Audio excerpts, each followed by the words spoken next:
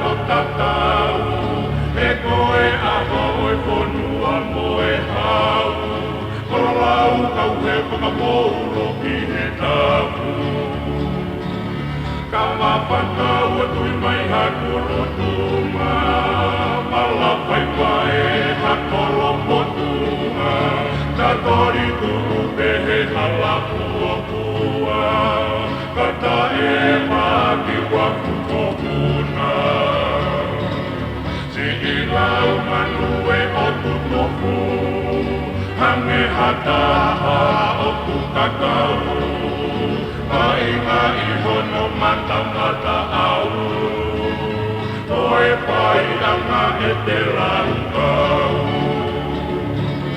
Tau kei e hala towi maani, Kotu apine maa moi whakamahali.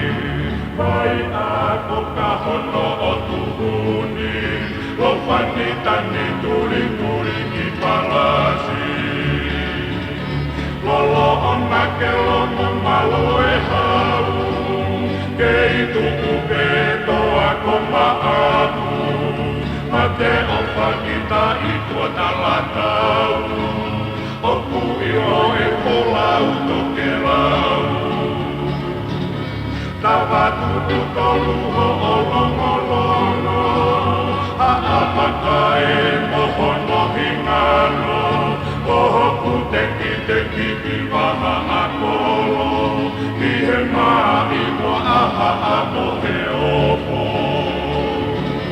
Hele mona e mohono he ilala, Ka peta e mohono hamala, Ilo e he ahi ke a mo e muna, Hange habi o la le mohono tutua.